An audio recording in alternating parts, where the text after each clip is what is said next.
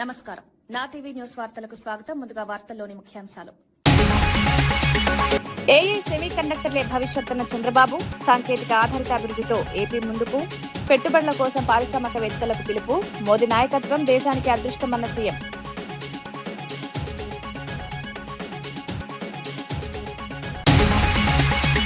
బండి సంజయ్ కుమారుడి కేసుపై బీఆర్ఎస్ కు రాజాసింగ్ కౌంటర్. విచారణ పూర్తి కాకముందే రాజీనామాలు కోరడం హాస్యాస్పదం. తప్పు చేస్తే శిక్ష తప్పదన్న బండి వ్యాఖ్యలు గుర్తు చేసిన రాజాసింగ్ రాజకీయ ప్రయోజనాల కోసం కేసును వాడుకోవద్దని.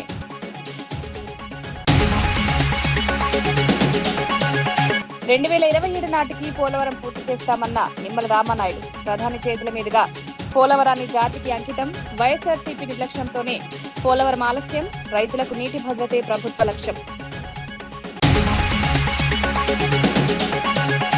ఇంటిగ్రేటెడ్ పాఠశాలల్లో భారీ అవినీతి జరిగిందన్న హరీష్. ప్రతి టెండర్లో కోట్ల రూపాయల అదనపు వ్యయం. విద్యాశాఖలో పెద్ద స్కామ్ జరిగిందంటూ ఆరోపణ. పాఠశాలల టెండర్లపై పూర్తి విచారణ చేయాలని డిమాండ్.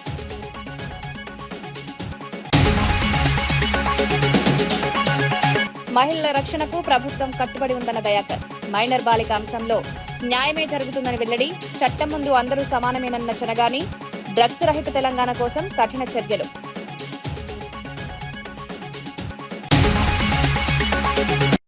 ఢిల్లీలో జరిగిన సిఐఐ వార్షిక సదస్సులో పాల్గొన్న సీఎం చంద్రబాబు నాయుడు కీలక వ్యాఖ్యలు చేశారు.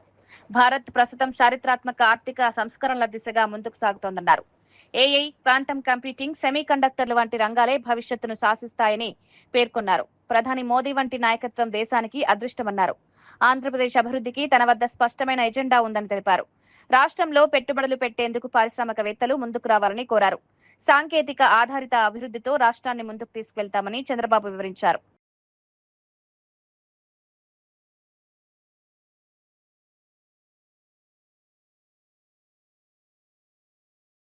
This transformation, however, will now be driven by AI, quantum computing, semiconductor, clean energy, advanced manufacturing, and intelligent logistics. The countries that integrate technology, talent, innovation, energy security, and manufacturing ecosystem, the fastest will define the next global economic order. I am very happy. Excellent entrepreneurs, innovators are here. Apart from all these things, we are very fortunate to have a right leader, right time at right place. That is our Prime Minister Narendra Modi ji. Why I am saying this? After economic reforms, before economic reforms, I have seen so many Prime Ministers. కేంద్ర మంత్రి బండి సంజయ్ కుమారుడిపై వస్తున్న ఆరోపణలపై MLA Raja Singh స్పందించారు. విచారణ పూర్తి కాకముందే రాజీనామాలు demand చేయడం హాస్యాస్పదమని బీఆర్ఎస్ నేతలకు కౌంటర్ ఇచ్చారు. తప్పు చేస్తే తన కొడుకునైనా శిక్ష పడాల్సిందేనని బండి సంజయ్ ఇప్పటికే స్పష్టం చేశారని గుర్తు చేశారు. విచారణను ఎవరూ అడ్డుకోవడం లేదన్నారు.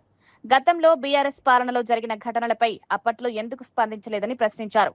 చట్టం తన పని తాను చేసుకుంటుందని పేర్కొన్నారు.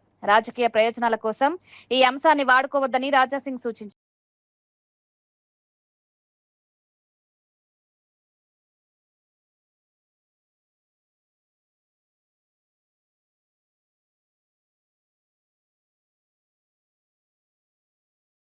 టూ డేస్ నుంచి మనం చూస్తున్నాం భారతీయ జనతా పార్టీ పైన కామెంట్ గాని, అదే విధంగా బండి సంజయ్ గారు కేంద్ర మంత్రి ఆయన పైన కామెంట్ గాని చాలా ఎక్కువనే ఈ బీఆర్ఎస్ నేతలు, ఇప్పుడు కాంగ్రెస్ నేతలు స్టార్ట్ చేస్తున్నారు. కామెంట్ ఏ విధంగా చేస్తున్నారు అంటే, బండి సంజయ్ గారు కొడుకు ఒక తప్పు చేసిండు, అది తప్పు చేసిండా లేదా, ఆల్రెడీ ఎస్ఐటి ఒక ఏర్పాటు చేసినారు.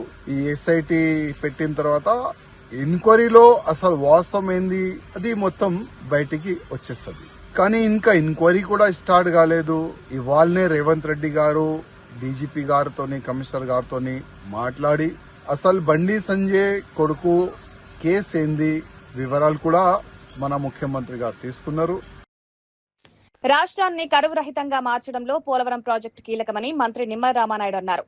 కేంద్ర ప్రభుత్వ సహకారంతో 2027 జూన్ నాటికి పోలవరం ప్రాజెక్టును పూర్తి చేసి ప్రధాని చేతుల మీదుగా జాతికి అంకితం చేస్తామని తెలిపారు. గత వైఎస్ఆర్సీపీ ప్రభుత్వం నిర్లక్ష్యం, అవినీతి వల్ల ప్రాజెక్టు ఆలస్యమైందని విమర్శించారు. తుంగభద్ర గేట్ల పునర్నిర్మాణం, డయాఫ్రామ్ వాల్ పనులు రికార్డు సమయంలో పూర్తి చేస్తున్నామన్నారు. గోదావరి, కావేరీ నదుల అనుసంధానంపై కూడా ప్రణాళికలు సిద్ధం చేస్తున్నామని వెల్లడించారు. రైతులకు దీర్ఘకాలిక నీటి భద్రత కల్పించడమే ప్రభుత్వ లక్ష్యమని పేర్కొన్నారు.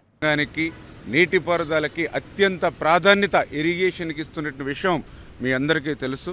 అందులో భాగంగానే మొన్న కూటమి ప్రభుత్వం అధికారంలోకి వచ్చిన తర్వాత మరి ఈ యొక్క 24 నెలల పరిపాలనా కాలంలో చంద్రబాబు నాయుడు గారు ఢిల్లీ వచ్చినప్పుడు కూడా ప్రత్యేకించి పాటిల్ గారి కేంద్ర జలశక్తి మంత్రివర్యులతో కూడా పలు దఫాలుగా ఆయనతో సమావేశమవుతూ ఆంధ్రప్రదేశ్ రాష్ట్రంలో సాగునీటి రంగానికి మరింత ఊతమిచ్చేటువంటి విధంగా కేంద్ర సహాయ సహకారాలను ఎప్పటికప్పుడు అభ్యర్థిస్తూ అందులో భాగంగానే ఈరోజు కూడా కేంద్ర జలశక్తి మరి పాటిల్ గారితో చంద్రబాబు నాయుడు గారు కూడా ఒక మంచి వాతావరణంలో ఈ యొక్క ఆంధ్రప్రదేశ్ రాష్ట్రం వైపు నుంచి ఏవైతే ఈ యొక్క నీటిపారుదలకు సంబంధించినటువంటి విషయాలు ఉన్నాయో వాటన్నిటిపైన కూడా మంచి వాతావరణంలో కూలంకషంగా చర్చించడం జరిగింది. అందులో ప్రధానంగా పోలవరం ప్రాజెక్టు ఆంధ్రప్రదేశ్ రాష్ట్రాన్ని భవిష్యత్తులో ఒక కరువు రహిత రాష్ట్రంగా మార్చేటువంటి జాతీయ ప్రాజెక్టు పోలవరం ప్రాజెక్టు కేంద్రం అందిస్తున్నటువంటి సహకారానికి ధన్యవాదాలు తెలియజేసుకుంటూ ఏదైతే కేంద్రం అదేవిధంగా పీపీఏ సిడబ్ల్యూసి నిర్దేశించినటువంటి కాలం 2027 జూన్ కల్లా పోలవరాన్ని పూర్తి చేస్తామనే విషయాన్ని కూడా ఈరోజు మరి ముఖ్యమంత్రి గారు కూడా జలశక్తి మంత్రి గారితో కూడా మాట్లాడడం జరిగింది. ఎందుకంటే గత 5 సంవత్సరాల వైఎస్ఆర్సీపీ పాలనలో పోలవరం ఎప్పటికి పూర్తవుతుందో చెప్పలేమని పోలవరాన్ని ప్రశ్నార్థకం చేసినటువంటి స్థితి గత పాలనలో జరిగితే ఈరోజు చాలా క్లియర్గా 2027 జూన్ కల్లా పోలవరం ప్రాజెక్టుని పూర్తి చేస్తూ ఉన్నాం. ఖచ్చితంగా ఒక మంచి డేట్ టైము తీసుకుని ఆ యొక్క ప్రధానమంత్రి గారి యొక్క చేతుల మీదుగా ఆ యొక్క పోలవరం ప్రాజెక్టుని రేపు 2027కి మనం జాతికి అంకితం చేయాలనేటువంటి ఆలోచన కూడా చంద్రబాబు నాయుడు గారు అదేవిధంగా జలశక్తి కేంద్ర మంత్రి వారు కూడా మరి ఈవేళ డిసిషన్ కూడా తీసుకోవడం జరిగిందనే విషయాన్ని కూడా ఈ సందర్భంగా తెలియజేసుకుంటూ ఆ రకంగా రేపు 2027 జూన్కి ఆ సీజన్ కల్లా ఆ పోలవరం ప్రాజెక్టుని ప్రధానమంత్రి గారు అదేవిధంగా మరి ఈ యొక్క కేంద్ర జలశక్తి మంత్రి వీరందరూ కూడా సమక్షంలో ప్రాజెక్టుని పూర్తి చేస్తామనేటువంటి ఒక భరోసాని ఈరోజు ఇవ్వడం జరిగిందని చెప్పి తెలియజేసుకుంటూ మరి అదేవిధంగా ఏదైతే ఆంధ్రప్రదేశ్ రాష్ట్రానికి సంబంధించి కేఎస్వై ఏదైతే ఉందో RRR ప్రాజెక్ట్ ఏదైతే ఉందో దానికి సంబంధించినటువంటి మైనర్ ఇరిగేషన్ అనేది చాలా చాలా ఇంపార్టెంట్ కాబట్టి దానికి సంబంధించినటువంటి నిధులు మరి ఆంధ్రప్రదేశ్ రాష్ట్రానికి అందివ్వాల్సింది కూడా ఈరోజు ముఖ్యమంత్రి గారు కోరడం జరిగిందని చెప్పి తెలియజేస్తూ ఉన్నాం. అదేవిధంగా ఈవేళ భారతదేశంలో ఒక ప్రయోగాత్మకంగా అంటే ఎంకాడ్ అంటే ఏదైతే మరి యొక్క మోడరేషన్ కమాండ్ వర్క్ అని ఏదైతే ఎంకాడ్గా ఒక వర్క్ని అంటే కెనాల్స్ సిస్టము కాకుండా మరి ఏదైతే పైప్ లైన్ సిస్టమ్ ద్వారా వాటర్ని ఇవ్వాలనేటువంటిది ఒక మోడల్ ప్రాజెక్ట్ని కూడా మన విజయనగరం జిల్లాలో ప్రారంభించండి అని ఏదైతే కేంద్ర మంత్రివర్యులు చెప్పారో దానికి కూడా ముఖ్యమంత్రి గారు కూడా స్పందించి ఏదైతే ఆ మోడల్ ప్రాజెక్ట్ని కూడా ఇమ్మీడియట్లీ చేపడతాము అని కూడా ఈరోజు మాట్లాడటం జరిగిందని చెప్పి సందర్భంగా తెలియజేసుకుంటూ అదేవిధంగా తుంగభద్ర ప్రాజెక్టు మనందరికీ తెలుసు. మరి ప్రత్యేకించి ఆంధ్రప్రదేశ్ రాష్ట్రంలో రాయలసీమకు కూడా తుంగభద్ర అనేది చాలా ఒక వరప్రసాదంగా ఉంటుంది. అటువంటి తుంగభద్రకు సంబంధించినటువంటి గేట్లన్నీ కూడా ప్రమాదభరితంగా ఉంటే గత 5 సంవత్సరాల వైసీపీ పాలనలో కనీసం దాన్ని పట్టించుకునేటువంటి పాపాన లేదు. యొక్క పాపం ఫలితమే గత సంవత్సరం 19వ గేటు ఆ రోజు కొట్టుకుపోయినటువంటి స్థితిలో ఆ రోజు కూడా చంద్రబాబు నాయుడు గారి చొరవ తీసుకుని కన్నమనాయుడు గారిని కూడా సైతం అక్కడ పంపించి ఆ 19వ గేటు చరిత్రలో ఎక్కడా లేనటువంటి విధంగా వాటర్ ఫ్లో ఉండగానే మరి స్టాప్ లాక్ గేట్ని బిగించడం ద్వారా దగ్గర 50 టీఎంసీల నీటిని ఆ రోజు మనం సేవ్ చేయగలిగాం. అటువంటి తుంగభద్రకు సంబంధించినట్టు మొత్తం 33 గేట్లు కూడా మరి కొత్త గేట్లని అమర్చడం అనేది పూర్తవబోతోంది ఈ నెలలో. ఆ పూర్తయిన వెంటనే తెలంగాణలో బీజేపీకి అధికారంలోకి వచ్చే అవకాశం లేదని పీసీసీ అధ్యక్షుడు మహేష్ కుమార్ గౌడ్ అన్నారు. ప్రధాని మోదీ సభలో చేసిన వ్యాఖ్యలపై తీవ్రంగా స్పందించారు. కేంద్రం అన్ని రాష్ట్రాలకు సమాన నిధులు ఇవ్వాల్సిన బాధ్యత ఉందన్నారు. తెలంగాణ పరిస్థితులను ప్రధాని పూర్తిగా అర్థం చేసుకోలేదని విమర్శించారు. కేంద్ర ప్రభుత్వం తెలంగాణపై వివక్ష చూపుతోందని మంత్రి పొన్నం కూడా ఆరోపించారని గుర్తు చేశారు. కులగణన సర్వేలో బీసీలకు సరైన ప్రాధాన్యం ఇవ్వలేదని కాంగ్రెస్ నేతలు ఆందోళన వ్యక్తం చేస్తున్నారన్నారు. తెలంగాణ ప్రజలు బీజేపీని నమ్మే పరిస్థితి లేదని మహేష్ కుమార్ గౌడ్ పేర్కొన్నారు. ర్యాలీ చూస్తే వారి యొక్క కార్యక్రమాలు కొనసాగిస్తా ఉన్నాడు. సమస్యల్ని పరిష్కరించేటువంటి ప్రయత్నం చేయకుండా మరి వారు బంగారం కొనొద్దను ఇతరత్ర చెప్తున్నాడంటే దాన్ని బట్టి వారి పరిపాలన దక్షత అర్థమైపోతా ఉంది. ఏదైతే హౌస్ హోల్డ్ సర్వే ఒక ప్రొఫార్మా ఉందో అది వారికి ఇచ్చి 13వ నెంబర్ కాలాన్ని చూపించి ఇందులో ఎస్సీ ఎస్టీ మాత్రమే ఉంది, జనగణనకు సంబంధించినప్పుడు కూడా బీసీల ఇండ్ల లెక్క పెట్టే కార్యక్రమం జరుగుతలేరు, ఇది మంచిది కాదు అనే మాట చెప్పినాం. దాని మీదనే బీసీ సంఘాలు నిన్న ధర్నా చేసినాయి. అదేవిధంగా హనుమంతరావు గారు దీక్ష చేసినారు. భారతీయ జనతా పార్టీ మాత్రం నోరు కూడా మెదపలేదు. ఇది తెలంగాణ ప్రజలు బలహీన వర్గాలు గమనించాల్సిన అవసరం ఉంది. గత ప్రభుత్వ విధ్వంసం నుంచి రాష్ట్రాన్ని కాపాడేందుకు సూపర్ 6 పథకాలు సంజీవనలా పనిచేస్తున్నాయని పీతల సుజాత తెలిపారు. ఇప్పటికే 67 లక్షల మంది విద్యార్థులకు తల్లికి వందనం పథకం అమలు చేస్తున్నామన్నారు. రైతులకు అన్నదాత సుఖీభవ కింద 20,000 సాయం అందిస్తున్నామని వెల్లడించారు. ఏడాదికి 3 ఉచిత గ్యాస్ సిలిండర్లు ఇస్తున్నట్లు పేర్కొన్నారు. పెన్షన్లు 4,000కు పెంచి పండుగ వాతావరణంలో పంపిణీ చేస్తున్నామని తెలిపారు. నిరుద్యోగుల కోసం 25 లక్షల ఉద్యోగాల కల్పన లక్ష్యంగా ప్రభుత్వం పనిచేస్తోందన్నారు. క్వాలిటీ ఫుడ్ ఉంది, చాలా బాగా పెడుతున్నారు, చాలా ప్రేమగా రిసీవ్ చేసుకుంటున్నారని ఈరోజున ప్రతి ఒక్కరూ కూడా అన్న క్యాంటీన్లో భోజనం చేస్తున్నారంటే అది ఒక సంకల్ప బలం ఉన్నటువంటి వ్యక్తి చేస్తున్నటువంటి పనులు. ఒక ప్రజల కోసం ఎప్పుడూ కూడా నిస్వార్థంగా పనిచేసే ఒక వ్యక్తికే మాత్రం సాధ్యమవుతుంది. అది చంద్రబాబు నాయుడు గారి యొక్క ప్రభుత్వం అనేసి కూడా మేము సందర్భంగా చాలా సంతోషంగా తెలియజేస్తున్నాం. సో ఈ విధంగా అన్న క్యాంటీన్ మేము ప్రతిపక్షంలో ఉన్నప్పుడు కూడా చాలామంది మా లీడర్స్ కూడా అన్న క్యాంటీన్లు చాలా ధైర్యంగా కండక్ట్ చేయడం జరిగింది, పెట్టడం జరిగింది. చాలా పెద్ద ఎత్తున చాలా నియోజకవర్గాల్లో పెట్టడం జరిగింది. ఈ రోజున కూటమి ప్రభుత్వం వచ్చిన తర్వాత మళ్ళీ దాన్ని చాలా లేని చోట్ల కూడా మేము అఫీషియల్గా కూడా దాన్ని అన్నీ కూడా నిర్వర్తించుకుంటూ ముందుకెళ్తున్న విషయాన్ని కూడా తెలియజేస్తున్నాం. సో ఈ విధంగా అంతేకాకుండా యువగళం నిధి ద్వారా కూడా దాదాపుగా 25 లక్షల ఉద్యోగాల కల్పనే ధ్యేయంగా ఈ రోజున మరి లోకేష్ గారి యొక్క సారథ్యంలో ముందుకు వెళ్ళటం జరుగుతుంది. ఈ రోజున ఎన్నో గూగుల్లో వచ్చినాయి, క్వాంటమ్ వ్యాలీ మనకి అమరావతిలో వస్తుంది, తర్వాత మనకి వైజాగ్లో ఎన్నో ఐటీ కంపెనీలు వస్తున్నాయి. సిఐఏ సమ్మిట్లో లక్షల కోట్ల రూపాయల యొక్క ఎంఓయూలు చేసుకోవటం జరిగింది. సో ఈ విధంగా మన విద్యార్థులు మన చదువుకున్నటువంటి మన బిడ్డల భవిష్యత్తు ఇంటిగ్రేటెడ్ పాఠశాలల నిర్మాణంలో సీఎం రేవంత్ రెడ్డి ప్రభుత్వం భారీ అవినీతికి పాల్పడిందని మాజీ మంత్రి హరీష్ రావు ఆరోపించారు.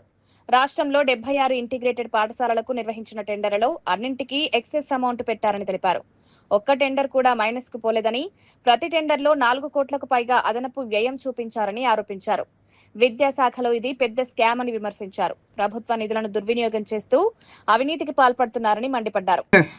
4.9 ఎక్సెస్, 4.96 ఎక్సెస్, 4.99 ఎక్సెస్. ఇది 76 స్కూళ్ళ లిస్టు రిలీజ్ చేస్తున్నా. ఏ స్కూల్ ఏ కంపెనీకి దక్కింది, ఏ స్కూల్ ఎంత ఎక్సెస్ పోయింది, మొత్తం కూడా ఈ స్కూళ్ళ పేరిట కూడా పెద్ద ఎత్తున దోపిడీకి పాల్పడ్డారు. ఎక్సెస్ అమౌంటే 494 కోట్ల 1 లక్ష రూపాయలు. ఎక్సెస్ మీద పోయిందే 494 కోట్ల 1 లక్ష రూపాయలు ఎక్సెస్ పోయింది. అంటే ఎంత అవినీతికి పాల్పడుతున్నారు. అంటే ఒక్క టెండర్ అయినా మైనస్ పోదా? 76 స్కూల్ టెండర్ పిలిస్తే ఒకటైనా 1% ఎక్సెస్, 1% మైనస్, 4% మైనస్, లేదా 2% ఎక్సెస్, 3% ఎక్సెస్ ఉండద్దా? అన్ని స్కూళ్ళు 4.96 ఎక్సెస్, అన్ని స్కూళ్ళు 4.86 ఎక్సెస్. ఈ నర్సంపేట స్కూల్ కూడా ఎంత పోయిందంటే ఎక్సెస్, నర్సంపేట ప్యాకేజ్ 8 ఇది 4.86 ఎక్సెస్. 136 కోట్లు ఉంటే 142 కోట్లు అయింది. ఇది కూడా 4.86 ఎక్సెస్ పోయింది. అంటే ఇదంతా విద్యాశాఖలో రేవంత్ రెడ్డి కనుసన్నల్లో జరిగే స్కామ్. దీన్ని కూడా బయట పెడతా ఉన్నాం. 76 స్కూళ్ళు అన్ని కూడా తన అనుయాయులకు 4.96% ఎక్సెస్ లో దాదాపు 500 కోట్ల ప్రభుత్వ ధనాన్ని లూటీ చేసింది. ఈ స్కూళ్ళకు సంబంధించి కూడా ఒక రిటైర్డ్ అధికారిని చీఫ్ ఇంజనీర్గా నియమించి, ఆ రిటైర్డ్ అధికారులు అయితే తమ చెప్పు చేతుల్లో ఉంటారని రిటైర్డ్ చీఫ్ ఇంజనీర్ని పెట్టి స్కూళ్ళ టెండర్లు చేసి మొత్తం 4.96 ఎక్సెస్కి ఇచ్చి 500 కోట్లు లూటీ చేసింది ఇవాళ రేవంత్ రెడ్డి ప్రభుత్వం. విద్యాశాఖ మంత్రి ఆయన్నే, ముఖ్యమంత్రి ఆయన్నే. ఇటు స్కూళ్లను లూటీ చేసిండ్రు. స్కూళ్ల పేరిట దేవాలయాలను కూల్చి గుప్త నిధులను కూడా లూటీ చేసే కుట్ర చేస్తా ఉన్నారు. టెక్కలి ప్రభుత్వ ఆసుపత్రి దుస్థితిపై ఎమ్మెల్సీ దువ్వాడ శ్రీనివాస్ తనిఖీలు నిర్వహించారు. ఆసుపత్రిలో రోగులు ఎదుర్కొంటున్న ఇబ్బందులను పరిశీలించారు. ఫైళ్లపై చూపిస్తున్న శ్రద్ధ ప్రజారోగ్యంపై ఎందుకు చూపించడం లేదని మంత్రి అచ్చెన్నాయుడును ప్రశ్నించారు. మీ ఇలాఖాలోనే రోగులు అల్లాడుతుంటే ప్రభుత్వం ఏం చేస్తోందని మండిపడ్డారు. వైద్య సేవలు, సిబ్బంది కొరత, సదుపాయాల లోపాలపై అధికారులను నిలదీశారు. ప్రజలకు మెరుగైన వైద్యం అందించడంలో ప్రభుత్వం విఫలమైందని విమర్శించారు. కనీసం నీటి సరఫరా లేదు కదా, నేనిచ్చిన ఒక్క బోర్డుతోనే ఈ ఆసుపత్రి నిర్వాహకం జరుగుతుంది కదా. దిక్కుమాలిన స్థితిలో ఉన్నారా? మంత్రి నిద్రపోతున్నాడా? గాడిదలు కాస్తున్నాడా? అసలు మంత్రి అహంకారంతో రెచ్చిపోతున్నాడు. వాళ్ళింట్లోనే కేంద్ర మంత్రి, వాళ్ళింట్లోనే రాష్ట్ర మంత్రి. మాకెవడేం పీకుతాడు? మాకెవడైనా ఏం చేయగలడు? మా ఇష్టం. వచ్చేవాడికి చిరాకు పట్టం, నువ్వెందుకు వచ్చారా బయటకు పోరా అంటాం. ప్రజల సమస్యలు పరిష్కరించడానికి, ప్రజల సమస్యల కోసం వస్తే పట్టించుకునే నాదుడే ఈ రోజు లేడు టీడీపీలో, కూటమి ప్రభుత్వంలో. ఈ దుర్మార్గమైన పరిస్థితుల్లో ప్రజలందరూ ఇచ్చినటువంటి వినతుల మేరకు నేను ఈ రోజు హాస్పిటల్కి వచ్చి చెక్ చేశాను. ప్రతి వార్డు చెక్ చేశాను. ప్రతి పేషెంట్ ని నేను స్వయంగా వెళ్ళి కలుసుకున్నాను. ప్రతి డాక్టర్ తో కూడా మాట్లాడాను. డిసిహెచ్ గారు కూడా వచ్చారు. సుమారు 153 మంది ఉండవలసినటువంటి స్టాఫ్ ఈ రోజు 34 మంది కనీసం లేరు. మన నర్సింగ్ స్టాఫ్ అయితే పూర్తిగా లేరు. కార్డియాలజీ విభాగానికి సంబంధించి డాక్టర్లే లేరు. జిల్లా కేడర్ హాస్పిటల్లో కార్డియాలజీకి అత్యవసర పరిస్థితుల్లో వస్తారు. నేను తీసుకున్న రిపోర్ట్స్ ప్రకారం ఓపీ షీట్స్ ను కూడా, నేను ఓపీ ఫైల్స్ ను కూడా స్టడీ చేస్తే రోజుకు సుమారు 450 నుంచి 500 మంది వరకు ఇక్కడికి పేషెంట్స్ వస్తున్నారు. చిన్న విషయం కాదు ఇది. ఇంతమంది పేషెంట్స్ వస్తే ఒక్కొక్క విభాగానికి వాళ్ళకి పంపిస్తే ఒక్కొక్క విభాగంలో గైనిక్కే ఇంచుమించు 80 నుంచి 90 వరకు అవుతున్నారు. ఎక్స్రేస్ తీయాలంటే కనీసం 100 మంది అవుతున్నారు. ఎక్స్రేస్ కనీసం రోజుకు 100 మందికి తీయాలంటే ఒకే ఒక్క మెషిన్ ఉంది. అందులో స్టాఫ్ 2 మాత్రమే ఉన్నారు. ఒక ఎక్స్రేతో మీరు ఎంతమందికి మీరు ఎక్స్రే తీయగలుగుతారు ఒకే ఎక్స్రే మెషిన్ తో? అలాగే డయాలసిస్ కు చూసినప్పటికి 13 ఉన్నాయి.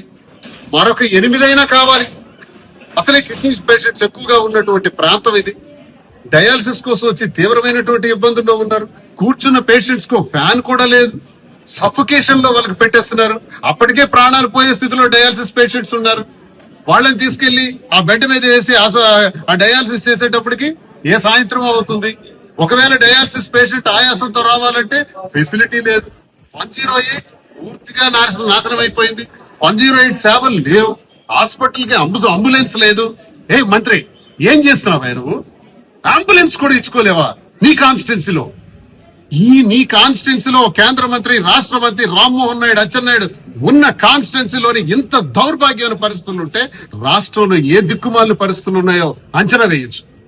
ఆరోగ్యశ్రీ 3228 రకాల రోగాలకి జగన్మోహన్ రెడ్డి గారు వెన్నుపూస వ్యాధి వచ్చినా, కార్డియాక్ ప్రాబ్లం వచ్చినా, ట్రామాలో ఏవైనా ఫ్రాక్చర్స్ అయినా, ఆఖరి కాక్లియర్ ఇంప్లాంటేషన్ లాంటి డిసీజులు వచ్చినా 7.5 లక్షల రూపాయలు ఖర్చు అయినా. సంగారెడ్డి పట్టణంలో 50 మంది చిన్నారులకు కాంగ్రెస్ నేత జగ్గారెడ్డి సైకిళ్లు పంపిణీ చేశారు.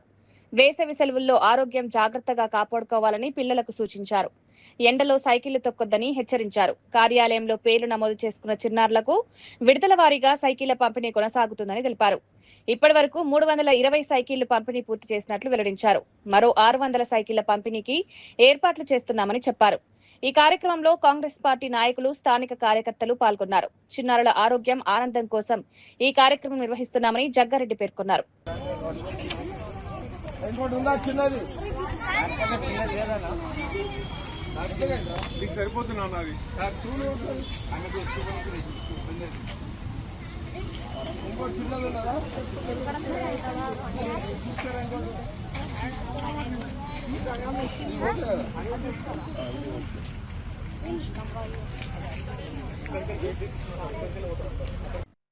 మాతృదినోత్సవం సందర్భంగా బల్కంపేటలో నిర్వహించిన సామూహిక శ్రీమంతాల కార్యక్రమంలో మాజీ మంత్రి సనత్ నగర్ ఎమ్మెల్యే తలసాని శ్రీనివాస్ యాదవ్ పాల్గొన్నారు.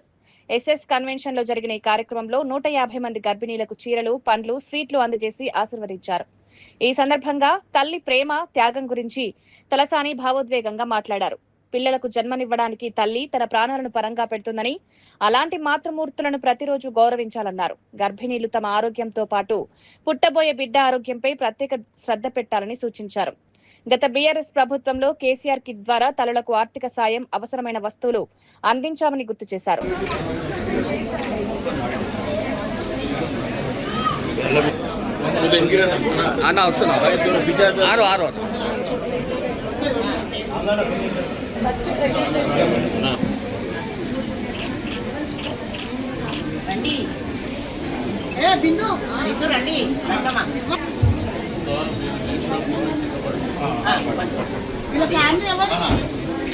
సార్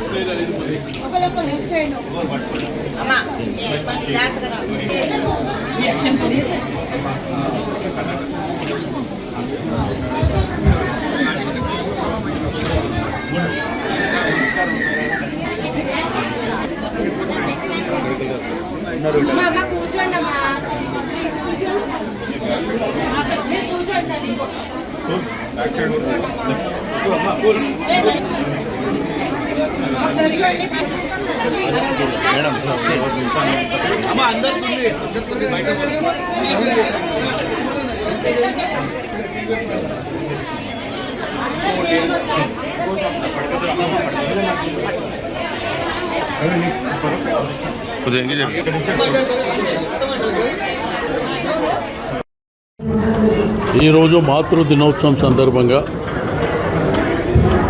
ఒక గొప్ప కార్యక్రమానికి, సమాజంలో తల్లి లేకపోతే సమాజమే లేదు. తల్లిని గౌరవించవలసినటువంటి అవసరం ప్రతి వ్యక్తికి ఉంటుంది. ఈరోజు ఇంత అద్భుతమైనటువంటి కార్యక్రమానికి రోజారెడ్డి గారు, అదేవిధంగా శేష్ కుమార్ గారు, ప్రవీణ్ రెడ్డి గారు, కరుణాకర్ గారు, కావేరి గారు, దాంతోపాటు మా నాయకులు, కార్యకర్తలు అందరూ కూడా అందరి సహకారంతో మరి ఇక్కడ శ్రీమంతాల కార్యక్రమం, ఒక ఆడబిడ్డని మరి గౌరవించవలసినటువంటి సందర్భాన్ని పురస్కరించుకొని మరి ఇంత గొప్ప కార్యక్రమాన్ని నిర్వహిస్తున్నటువంటి శుభతరుణంలో అందరికీ నేను మనస్ఫూర్తిగా అభినందన తెలియజేస్తా ఉన్నాను. ఈరోజు సమాజంలో తల్లి అనేది ప్రధాన. బండి భగీరథపై నమోదైన ఫోక్సో కేసులో విచారణ వేగం అందుకుంది. ఈ కేసు సంబంధంగా భగీరథపేట్ బషీరాబాద్ పోలీస్ స్టేషన్ కు హాజరయ్యారు. సీఎం రేవంత్ రెడ్డి ఆదేశాలతో విచారణను వేగవంతం చేసినట్లు సమాచారం. Kukatpally DCP Ritiraj Gaikwad police station కు చేరుకుని విచారణను పర్యవేక్షించారు. కేసుకు సంబంధించిన అన్ని ఆధారాలను సేకరిస్తూ పోలీసులు దర్యాప్తు కొనసాగిస్తున్నారు. ఈ వ్యవహారం రాష్ట్ర వ్యాప్తంగా రాజకీయ చర్చకు దారితీస్తుంది. బాధితురాలికి న్యాయం జరిగేలా పూర్తిస్థాయి విచారణ జరుగుతుందని అధికారులు తెలిపారు. రిజిస్టర్ అయింది. ఇప్పుడు ఎప్పటివరకు ఏమేమి జరిగింది, ఇంకా ఏం చేయాలి, ప్రాపర్గా ఇన్వెస్టిగేషన్ చేయడానికి అన్నీ మేము డిస్కస్ చేశాము. ఒక ప్లాన్ ఆఫ్ యాక్షన్ డ్రాఫ్ట్ చేశాము. అదే ప్రకారంగా రేపు కూడా ఇది కంటిన్యూ అవుతుంది. విక్టిమ్ స్టేట్మెంట్ ఆల్రెడీ ఒకసారి రికార్డ్ అయింది, అది కూడా నేను చదివాను. ఇంకా ఫర్దర్గా మేము ఇంకా దీనిలో కొన్ని ఇన్ఫర్మేషన్ ఇంకా మనకు కావాలి. అందుకే మేము మళ్ళీ ఒకసారి ఆమెతోటి మాట్లాడతాము. అది ఖచ్చితంగా ఇది మనకు అతను దొరికితే, అతనికి ఆఫెన్స్ ప్రూవ్ అయితే మేము ఖచ్చితంగా అరెస్ట్ చేస్తాము. ఇప్పటివరకు అక్యూజ్ గురించి మనకు ఇన్ఫర్మేషన్ లేదు. నాకే ఈరోజే దీని నుంచి కేసుకి సంబంధం లేదు. ఒక పాక్సో కేసు మన దగ్గర రిజిస్టర్ అయింది. పాక్సో కేసు రిజిస్టర్ అయిన తర్వాత ఇప్పటివరకు చట్టం ప్రకారంగా ఏమేం కేసులు చేయాలి, లాస్ట్ 1-2 డేస్లో కూడా మన వాళ్ళు చాలా ప్రయత్నం చేసి అన్ని డాక్యుమెంటేషన్ కలెక్ట్ చేశారు. అక్యూజ్ గురించి కూడా మేము ఇప్పుడు ఇన్ఫర్మేషన్ సిడిఆర్ నుంచి మేము ప్రయత్నం చేస్తున్నాము. మనకు దొరికితే అతను మేము ఖచ్చితంగా పట్టుకుంటాం. నాకు ఈరోజు ఆర్డర్ వచ్చింది. ఈరోజు ఆర్డర్ వచ్చినప్పుడు నేను ఇమీడియట్లీ 1 అవర్ లోపల వచ్చాను అండ్ మేము పని స్టార్ట్ చేస్తాము. పొలిటీషియన్ నాకు ఆర్డర్స్ సిపి సైబరాబాద్ ఆఫీస్ నుంచి వచ్చింది. అదే మెమో ప్రకారంగా నేను పని స్టార్ట్ చేశాను. నా కోసం ఇది మన పోలీస్ స్టేషన్లో ఒక పాక్సో కేసు రిజిస్టర్ అయింది. ఇది విక్టిమ్కి ప్రాపర్గా జస్టిస్ ఇవ్వడానికి మన బాధ్యత ఉంది. కేస్ కంప్లైంట్లో ఏమేమి ఉంది అది అన్నీ వెరిఫై చేసి ప్రాపర్గా ఇన్వెస్టిగేషన్ మేము చేస్తాము. ముఖ్యమంత్రి రేవంత్ రెడ్డి నాయకత్వంలోని ప్రజాప్రభుత్వం మహిళల రక్షణకు అత్యంత ప్రాధాన్యత ఇస్తోందని TPCC general secretary Chenagani Dayakar తెలిపారు. మైనర్ బాలిక అంశంలో ప్రభుత్వం పోలీస్ వ్యవస్థ పూర్తి న్యాయం వైపే నిలుస్తుందని స్పష్టం చేశారు. గత బీఆర్ఎస్ పాలనలో డబ్బు అధికారం ఉన్న వారికి అండగా నిలిచారని విమర్శించారు. ప్రస్తుతం చట్టం ముందు అందరూ సమానమన్నారు. తెలంగాణ పోలీస్ వ్యవస్థ సమర్థంగా పనిచేస్తోందని అన్నారు.